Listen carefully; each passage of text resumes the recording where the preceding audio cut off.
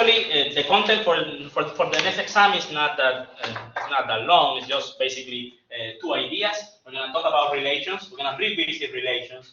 We quickly define relations at the beginning, so we could talk about functions, because functions are a special type of relations. But now we're going to look at relations more in general, and the idea is to understand what an equivalence relation is, okay?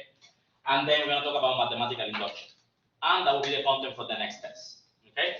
And then after that, whatever time we have left, we're going to do some counting and maybe graph theory. I'm not sure we're going to have the time to do all of that, but we'll do whatever we can.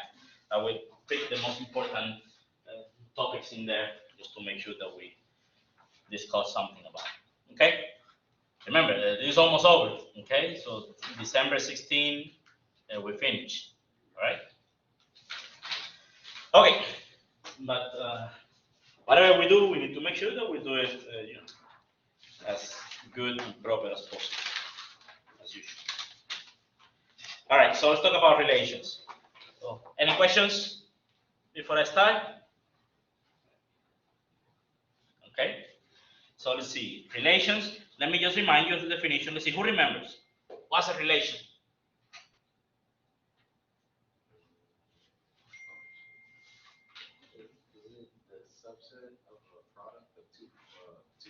Very good. A relation is just a subset of the Cartesian product. So a subset a relation from A to B, a relation from A to B, where A and B are sets, okay, is just, let me say, a relation R from A to B is just a subset of the Cartesian product. In other words, it's a set of ordered pairs where the first element is in A, the second element is in B. Okay? That's all it is. So it is a set of ordered pairs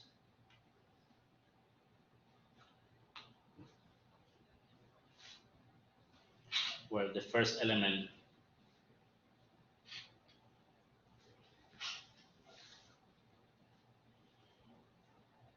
is in A and the second is in B. So typically we have a special notation. So typically we write, so if the pair A comma B is in the relation, we typically write A is related to B. So we write A comma B is in the relation as A R B. And this reads A is related to B. Is related to B. And then of course, how is related? Well, whatever this R is, okay? There will be a definition for R, and instead of writing A comma B is an element in the relation, sometimes we write this, okay? In which here we put whatever the letter is that or symbol that we're using for the relation. Okay, so those are alternative way of writing this down. And since I'm here, let me just say, so A is called, how do we call the set A? It's the same language that we use for functions. So if this was a function, what was A? Domain. A is called domain. And how do we call B? Codomain. And B is called the codomain. Remember, we defined this at the beginning at the level of relation because this is true for relations. But then we use it in functions because functions are relations. They are just a special type of relation. Okay? With the property to be a function means that for every A there is only one B. So A can only be related to one element B, not to more than one. But relation allows it. You okay with this? All right. So we're looking back at the general notion of relation. And now what I want you to focus on is on the notion of relation on a set. So this is a relation from A to B. Here A and B are two sets. They don't have to be the same. Now, it could be that A is equal to B. Okay? In other words, here you have A plus A. As ordered pairs, where the first and second element, they both come from the set A. Okay? When that happens, we say the relation, we call it relation on the set A. So definition, let A be a set. Then a relation on A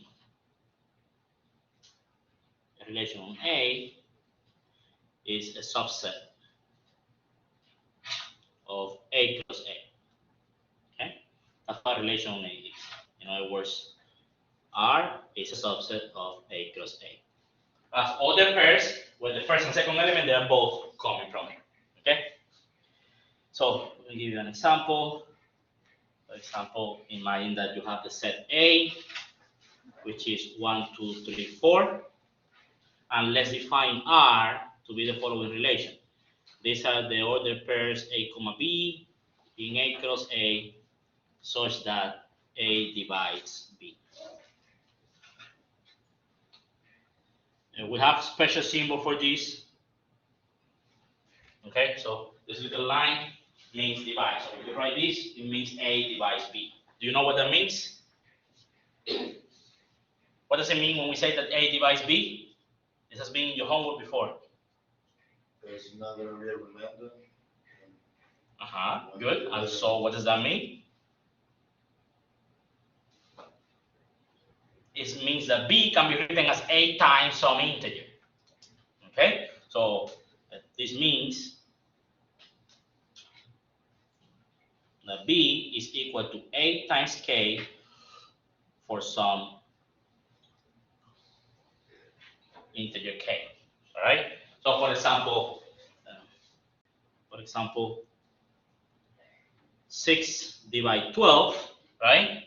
Because 12 can be written as 6 times 2, right? That is an integer, so when you multiply with 6, it gives you 12, okay?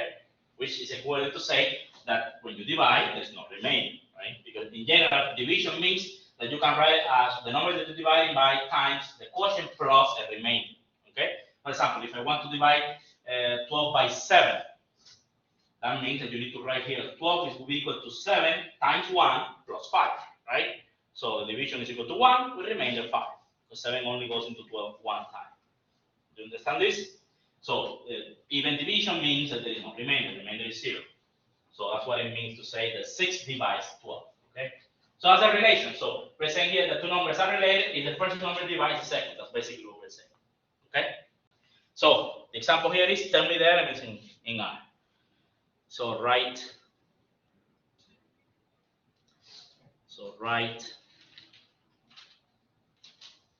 the elements of R. Okay, who can tell me? What are the elements here? So the easiest thing to do here is start with, one by one. So let's see. The first one, 1. Who is 1 related to?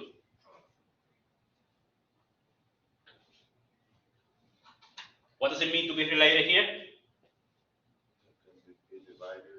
Two numbers are related if the first guy divides the second. That's what this is telling you. Do you see it? A comma B is in the relation means that A divides B, right? A B is in the relation such that A divides B. So let's see. Let's take 1. Who goes together with 1? Everybody. 1's divide everybody, right? Anything can be divided by 1. So this relation is gonna have 1, 1, 1, 2, 1, 3, and 1, 4. Because 1 divides everybody. Yes? How about 2? Who is 2 related with? Okay, so 2 is related with 4. Anybody else? 2 itself, right? Every number divides itself. Anybody else? That's it. 2 does not divide anybody else. Do you understand this? Okay. How about 3? 3 is only divisible by itself. Only divides itself and in this set, and then that's it, right? Doesn't divide anybody else. How about 4?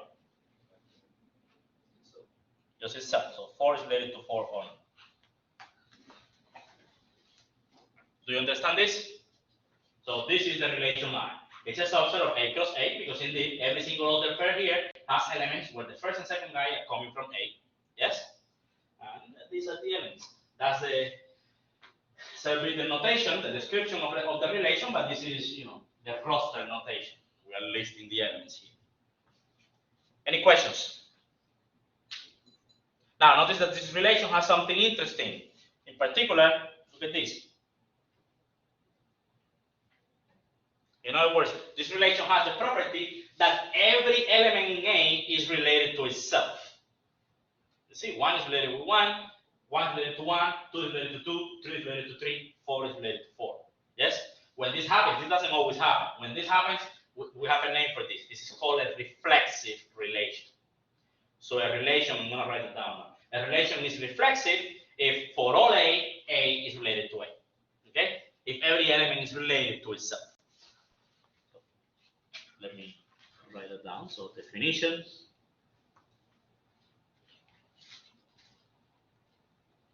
This is the notion of reflexive. Okay? So a relation R on a set A is reflexive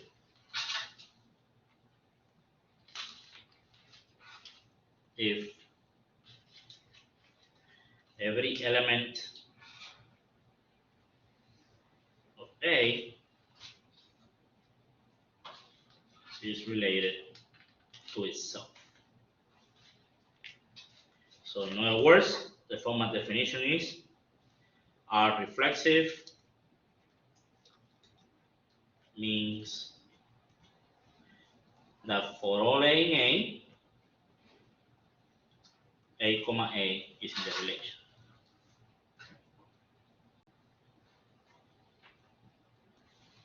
Okay?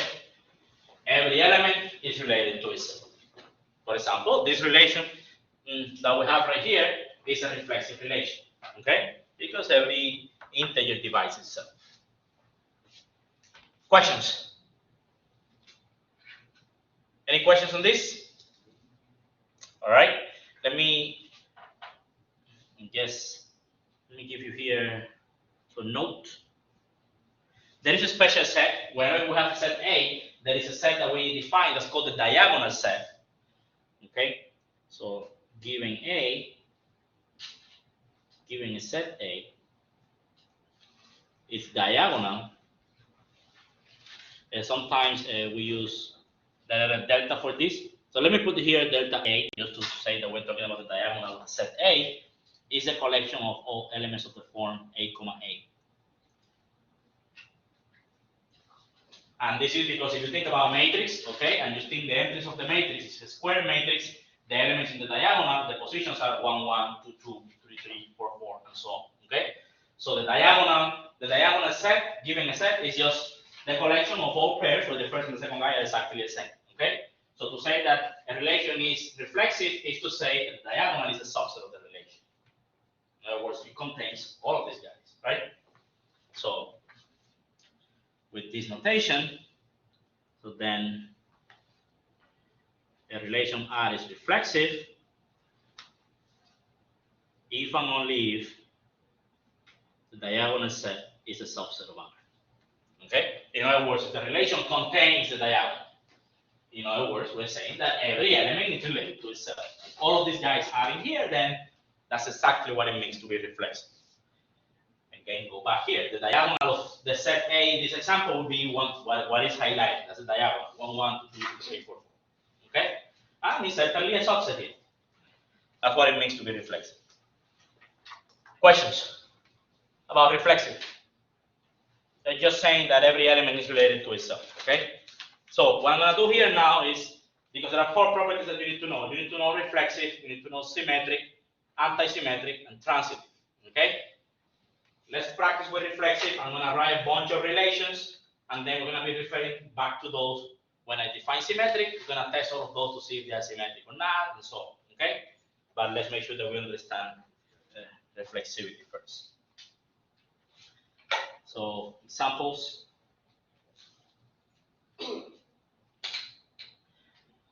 So consider the relations. So let A be a set. Okay, so this is number 1. A is gonna be, okay, where are you? 1, 2, 3, 4. Oh, let me,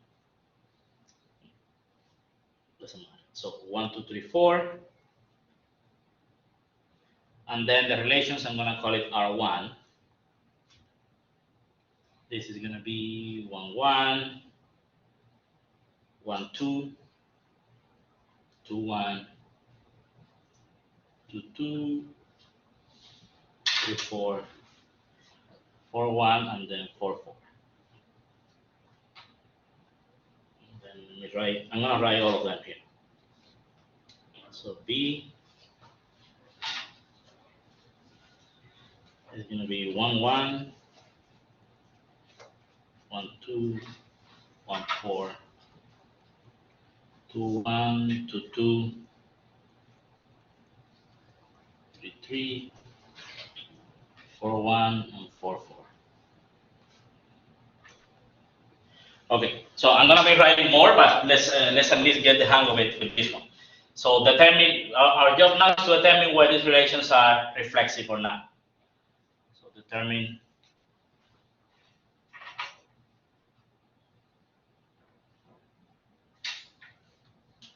if the relations are reflexive.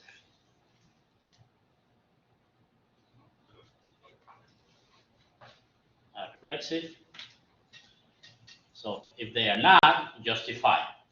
Let's just say justify. So justify. So if they are reflexive, you need to tell me why. If they are not reflexive, you need to tell me why. Okay? So you need to tell me what's wrong, what's going on. All right, so solution. Let's see, for number 1, so part A. What do you think? Is the first relation R1? Is it reflexive? Why? It is missing 3, 3, right? Very good. So R1 is not reflexive. Why? Well, 3 is not related to 3. By the way, this is the same thing as saying, so this means that T3 is not in R. Okay? Remember, every time that you want to say that something is, you want to negate a certain symbol that we have, just scratch it up, right? Instead of equal, scratch it, that means different. This is an element of, scratch it, it's not an element of. This means 3 is related to 3, you scratch it, it means 3 is not related to 3. Okay? So, this is not reflexive because it means it's 3, 3. Do you understand this? All right, good.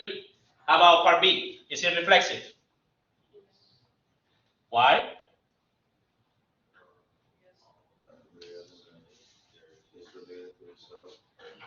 You just say, look, it has 1, 1, 2, 3, 4, 4. Right? Here, because it's concrete, you can just tell me it has every value, right? So, it's reflexive.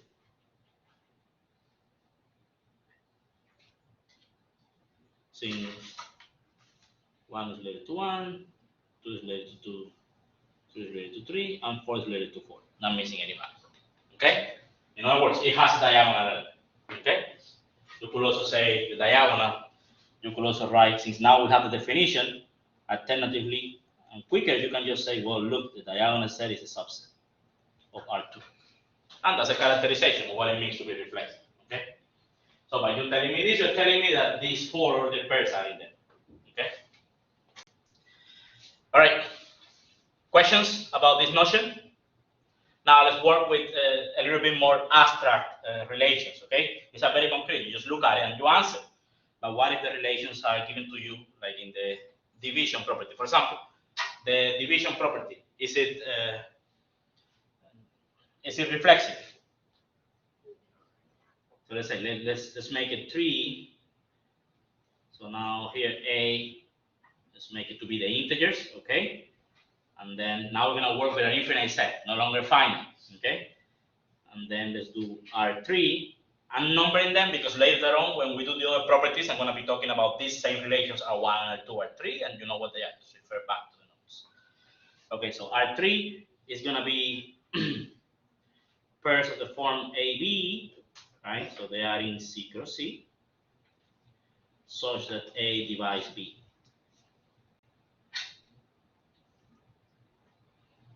Let me write all of them. R4 is gonna be A comma B. Okay, I'm not gonna write C cross C anymore. I'm just gonna say A comma B, okay? Such that A is less than or equal than B. Now let's do strict inequality. AB such that A is greater than B. Let's put R6. And then that would be ordered pairs A comma B such that A is equal to B and A equals negative B. Okay.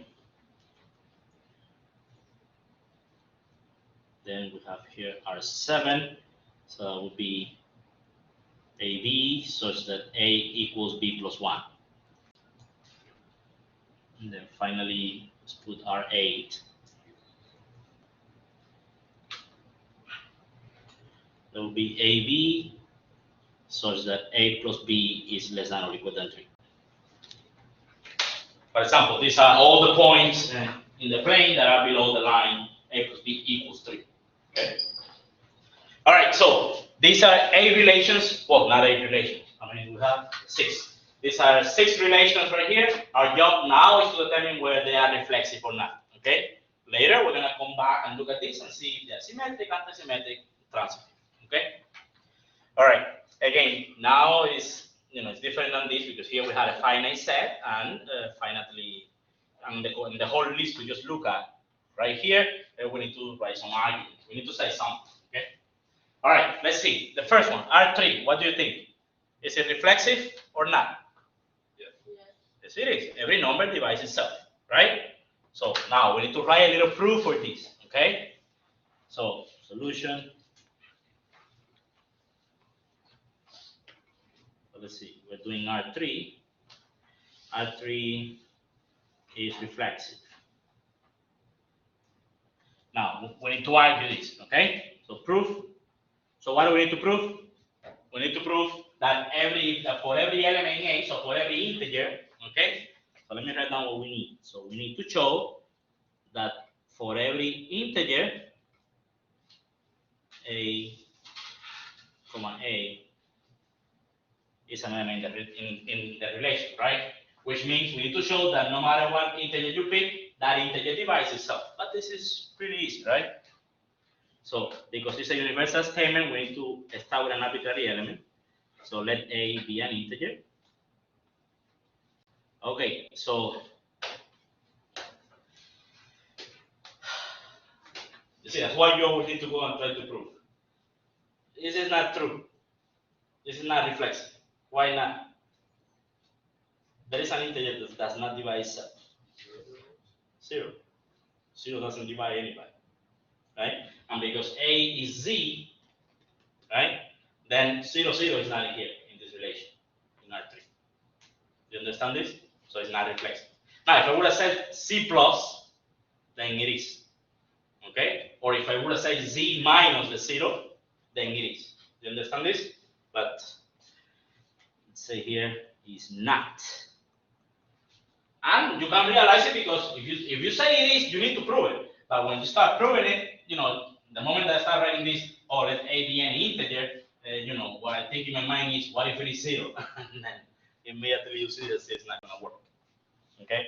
So it is not related, it is not reflexive. So let me erase this. And now to prove our claim, what do we need to do? We need to provide a counterexample. Why is it not reflexive? Note 0 does not divide 0, right? So 0, 0 is not in R3. So that's the reason why R3 is not reflexive. It's missing the point 0, 0. Do you understand this? So I will say here, so remark, if we make A to, for example, to be Z plus, or in fact, let me just say Z minus 0, we have a way to write this down in math. Typically, when we want to eliminate 0 from a set, we write star. This means, everything, it means this. All elements in Z minus the 0 level, okay? That's different than 0. If A is this, then R3 is reflexive. Okay? Because then it's true then that every integer divides itself, okay? And you can just say, since if A is in C star, then the justification is then A is 8 times 1. That's what it means for A to divide itself. Remember, it means that there is an integer that when you multiply with A, it gives you A. Well, that is an integer, 1. Since A can be written as 8 times 1.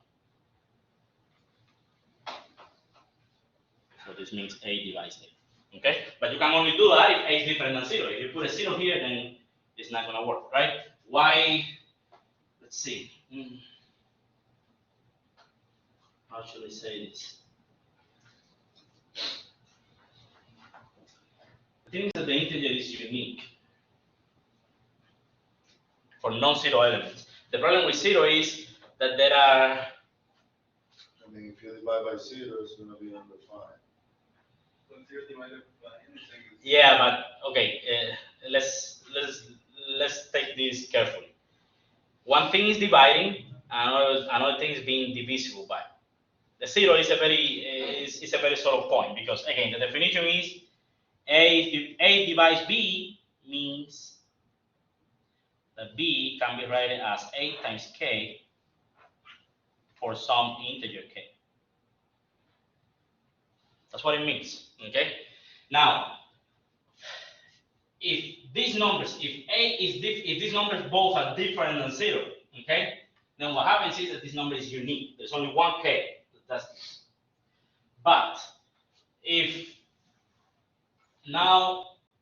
B is different than zero, A cannot be zero because if A is equal to zero, no matter what K you pick, this is gonna be equal to zero. So the only thing that will make sense in this equality is if B itself is zero. In other words, zero does not divide a non-zero number. Okay. Now, what makes it distinct here is the fact that if you let both A and B to be equal to zero, this actually makes sense. The point is that this K is no longer unique. Any integer will do the job. Do you understand this? Because 0 times whatever is just 0, but the equality will still hold. So under this definition, technically, yes, 0 divides 0. Do you understand what I'm saying? Because if A and B, they're both 0, you can put an integer. Which one? Well, whatever you want. It's just that when they're non-zero, there's only one integer that does the job. 2 divides 4 because 4 is 2 times 2. You cannot put 2 times anything else, okay? But if both of them are 0, you can put here whatever you want. But there is an integer that will make this work, okay? So, let me take this back. But you need to understand, it's because we're working with this definition. It doesn't say there is a unique K with this property. It just say that B can be written as A times an integer, okay? So for non-zero elements, yes, you can think about the division the usual sense. Like 2 divides 4 because 4 divided by 2 is equal to 2. But when we're dealing with 0, you cannot think about dividing by 0, okay? You have to think about this product. That's the peculiarity. So I guess I would say it is reflexive. Now for the proof, we're gonna let A be an integer, okay? Then let's just say, well, that's it. Then I mean, the thing is that this argument that I wrote here, that's why I'm taking it back, because this argument that I wrote here, it doesn't really fail if A is equal to 0, you see? I don't need A to be different than 0 for this equality to make sense. So, why remove it? Then A is equal to A times 1, and since 1 is an integer, then that exactly means that A divides A. So for all A, so for every integer A, we just show that A comma A is in the relation, which makes it reflexive. Okay? So I don't really need to make this remark here because even if it is equal to 0, it makes sense. Of course, the non-zero part, as I mentioned, is that K that you get, this K will be unique. Okay? If A and B are different than 0, there's only one K that makes this work. If they are both 0, then you can pick whatever you want.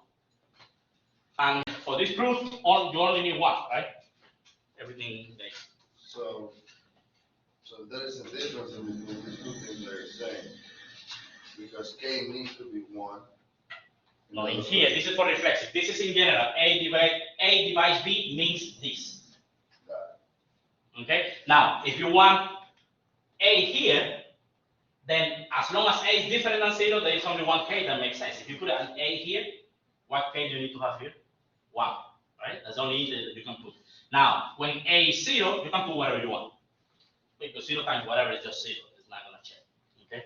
So it's just that expression. Yeah, so it's just you took the formula, but it's not that you. Okay?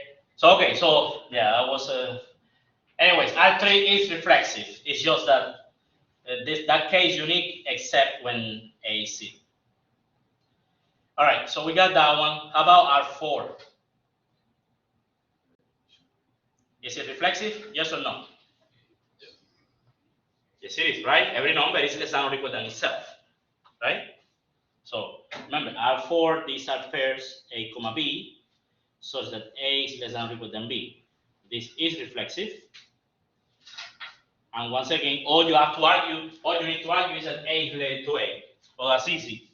So let A be an integer, then A is always less than or equal than A. Do you understand this? Every number is less than or equal than itself, no matter what number you have. And so A is related to A. Okay? I'm putting here R4 because it's the name of our relation. Okay? All right, so that's it. And because A was arbitrary, then it follows that for all A is related to A. Okay? So we're good there. Questions? All right, so let's see. Let's do it here. How about R5? Is it reflexive? No. Why? Because A is never going to equal itself. So give me, well, what do you need to give me? Counter example. Give me something concrete. Give me something concrete. We're trying to say that it's not reflexive. So what do you need to show? Let A be a number bigger than B. And the number B. What is the counter example that you need to give me? If A is 1, then B is always going to be greater than A. So just tell me 1, 1 is not in the relation. That's all you need to tell me. Remember, to be reflexive means that the diagonal is a subset. In other words, that A comma A must be in the relation for all A. In particular, 1, 1 has to be there, 2, 2 has to be there, 3, 3, 4, 4, etc. So if you say this is not reflexive, just tell me, look, 1, 1 is not here. Why? Because 1 is not greater than 1. Done. Do you understand this? You need to give me a concrete counter example. You have to give me something concrete. Okay? Now, if you give me two different elements like 4 and 6, you're not giving me a counter example. You're just telling me that 4 is not related to 6, right? But that has nothing to do with the reflexivity property. Okay? All right. So R5 is not reflexive.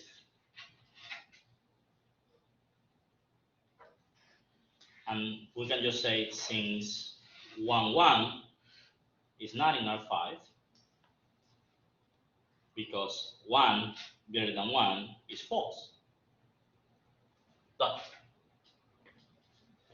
Do you understand this? Remember, to be in the relation is to say that the first element is bigger than the second element. Just say, look, 1 is not bigger than 1, so 1, 1 is not here. Done. Or 2, 2, 3, whatever is your favorite pair, you can pick that. Okay? Just make sure that the number that you pick is in A. Okay? In your set. How about D? It is. Why? Since A has to equal B, A at some point is going to equal itself.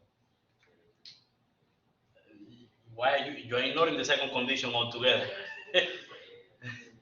Let's see, is 1, 1 in there? Is 1 equal to negative 1? No, so this is not reflexive. Look, what does it say here? And. So we need that to be true. For another pair to be here, it has to satisfy both conditions, right? So it's not just, if it says or, that's a different story. Then yes, okay, only one of them needs to be true. Do you understand this? That to be an element here, it has to satisfy both conditions. Well, the first one says A is equal to B, but the second one says A must be negative B. Actually, who can tell me what are the elements here? Just 0, 0. There's only one element in here. This is a fancy way of writing the element 0, 0. Do you understand this? Only 0, 0 satisfies this. All right? So, it's not reflexive. So, R6 is not reflexive. And just say, again, 1, 1 is not there. For example, 1, 1 is not in R6 since 1 is different than -1. So that second condition fails. Okay? All right. Number I7. Is it reflexive? No. Why? Why? Because 1 is not equal to 1. 1 is not equal to 2, right? Remember, basically here we're saying these are the pairs in which the first guy is 1 more than the second. That's what this relation is, okay? These are the pairs where the first. So, okay, I'm just gonna write here, so not reflexive. And then just say, okay, look, 1 is different than 1 plus 1. So 1 is not related to 1, okay? That will be a quick. Remember, 1 will be here if 1 is equal to 1 plus 1. But that's not the case, so it's not. Okay, how about number 8? It is not. Why? Because the sum of two equal integers is never going to be an odd number. Again, you are telling me too many. 2 to 4 is bigger than Doesn't have to be. Why do you say, for example, 1 is in here? 1 plus 1 is 2, and 2 is less than or equal than 3. It says less than or equal than 3. No, but 2 is still even. I'm saying that the sum of any two Uh-huh. integers is never going to give you an odd number. And what's the problem with that? Where is the It odd business in here? It has to be less than or equal to 3. Uh-huh. So 1 plus 1 is 2, and it's less than or equal than 3. What's the problem? Why are you saying odd? I don't understand. What's the problem with odd? So how is it can be equal to 3? No, it's less than or equal to 3. So if it's less, it's okay, right? Like -5, that's -10. That's less than or equal than 3. trying to. So it's not reflexive, for example. 2 is not there. Just fine number, so when you add it with itself, it's above 3, right? So 2 plus 2 is 4, and 4 is not less than or equal than 3. So you have to be careful how you justify, okay? So, in other words, you need to understand the condition. So two elements are related if their sum is less than or equal than 3. In this case, this is not reflexive. Not reflexive, and just say, since 2 plus 2 is 4, which is not less than or equal than 3, so 2 is not in our 8. Yes? So this will never be reflexive. It's not reflexive. To be reflexive means every element in A has to be related to itself. Here, every negative integer is related to itself all the way up to, and also when you enter the positive, up to 1, right? But anything bigger than 1 is not going to be related to itself, because when you add them, you get more than 3. So this is missing 2, 2, 3, 4, 4, 5, you know, all of those. But it has all the negatives. It has -1, -1, -2, -2, and so on. And 0, 0, and 1, 1 are also there. But 2, 2 is not there. 3, 3 is not there, etc. But you see, nothing to do with odd or even. Do you understand this? Okay. All right. Questions? Okay, that's the notion of reflexivity. Now, another property that we are interested in is what we call symmetric.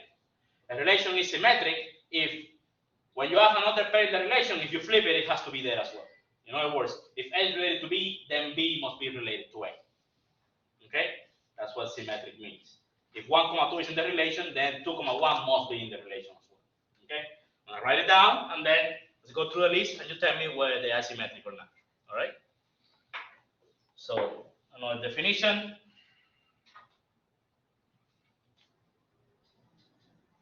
This is symmetric. So,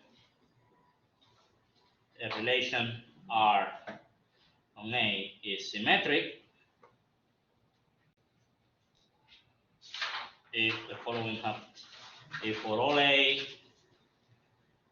in A and for all B in A, we have that A is related to B implies that B is related to A. That's a formal definition. In words means that if the pair A, B is in the relation, then B, A must show up in the relation as well. So,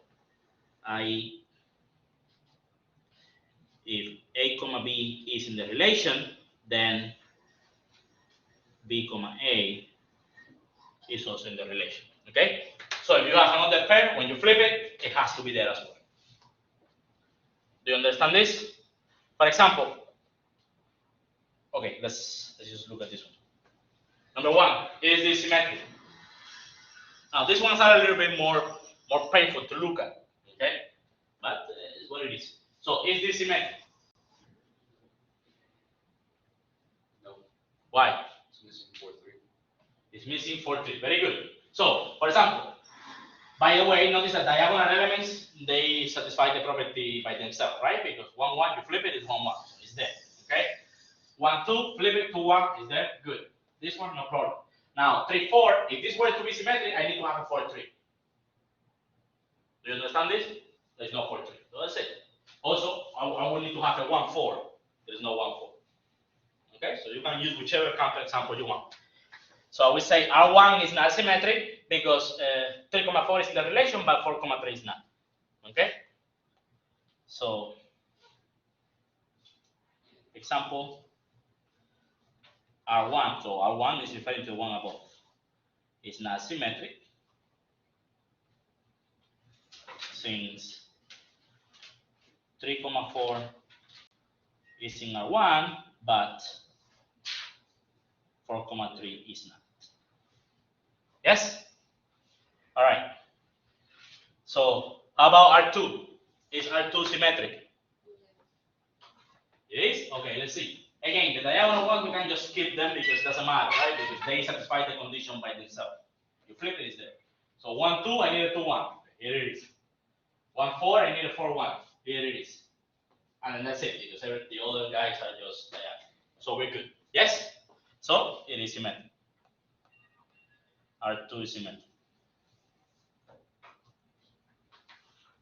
Okay, how about R3? Is it symmetric? This is the device relation. So if A divides B, that doesn't mean that B divides A. Why? Give me a concrete example. So 1 divides 2, but 2 does not divide 1. You cannot write 1 as 2 times something. That's something being an integer. You understand this? That's it. So this is not symmetric. So this is not symmetric.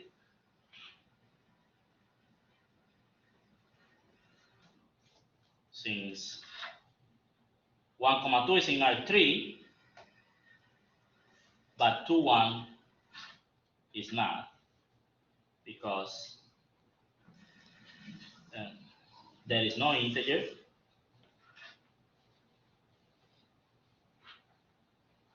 There is no integer k such that 1 can be written as 2 times k. There's no way, right? I mean, the only value that k makes sense here is 1/2, but that's not an integer, right? You could do it by contradiction if you want. Suppose it is an integer, then that means that integer would be 1/2. That's a problem. 1/2 is not an integer. Okay. Good. All right. So that one is not symmetric. How about 4? Is this symmetric? So let's just do it out loud, okay? So I don't have to be writing too many things, unless it's something that needs some clever argument. But I don't think so in these examples. Let's see. Is this one symmetric? Why?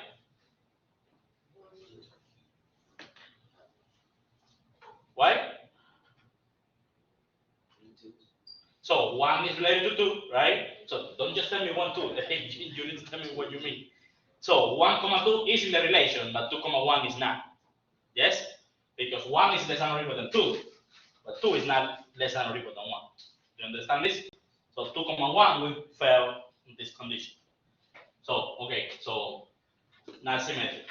How about R5? Any questions on why R4 is not symmetric? How about, so I'm not going to write it down. Do you understand? For the proof, you will write that down. What I just said. The proof is a counterexample. You say, look, 1, 2 is in the relation because 1 is less than or equal than 2. But 2, 1 is not because 2 is not less than or equal than 1. That's what you write. Just give me a counterexample. How about 5? 2, 1 is 1,3. Exactly. So this is not symmetric. Why? Because 2 is related to 1, but 1 is not related to 2.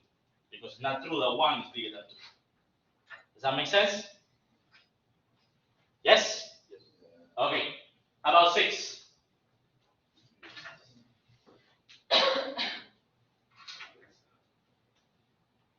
Remember, what are the elements in 6?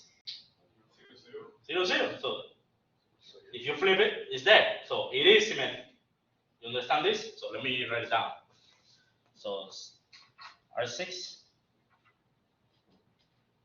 I mean, we did the others, but we did it out loud, okay? Because I don't want to be going back and forth to save time. So it's symmetric. You can just say, since, look, R6 really is just this. Of course, if you flip it, it's there, okay? So there's really not much to do. About 7.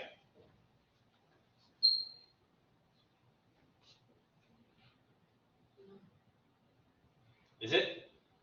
Why?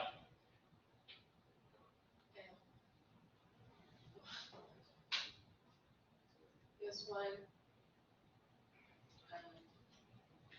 1 and 2, 1 equals, is not equal to 3, and vice versa. So let's see. To say that is not reflexive, that is not symmetric, you need to tell me, look, here is a pair in the relation, but when you flip it, it's not there. So give me something concrete. 3 and 2. Okay, what about 3 and 2? 3 is equal to 2 plus 1, but 2 is not equal to 3 plus 1. So 3, 2 is in the relation, but 2, 3 is not. Remember, to be in the relation here means the first guy has to be one more than the second. Right? So 3, 2 is in here, but 2, 3 is not. Do you understand this? Okay. How about number 8?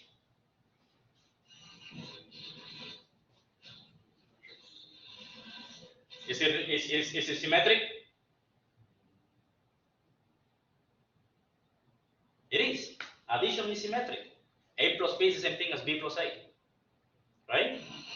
A plus B is the same thing as B plus A. So if A comma B is in the relation, it's because A plus B is less than or equal than 3.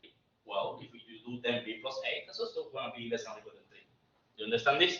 Because basically we're using addition to define this, and addition is a symmetric operation, it's a symmetric relation. So let me write that down. That was R8. So R8 is symmetric. Now here we need to prove it, okay?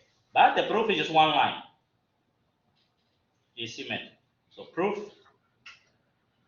Remember, symmetric means, so what do we need to show? So we need to argue that for all A and for all B, we need to argue that if A is related to B, let me use pairs. If A comma B is in RA, then B comma A is in the relation. So we need to prove this. So suppose that A and B are arbitrary such that, what do we need to assume? Assume P, prove Q, right? That's an implication. So let A and B be integers such that A comma B is in the relation. So in other words, that is, if you do A plus B, that's less than or equal than 3. That's what it means to be in the relation, right? Well, if A plus B is less than or equal than 3, then what happens when I do B plus A?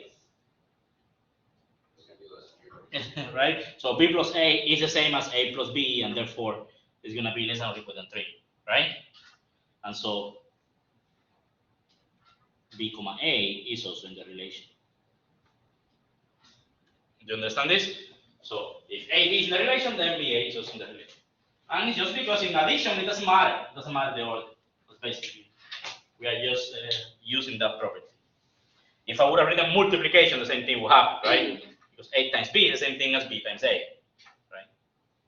Division is not that friendly, so we cannot do that. All right, good. So that's symmetric.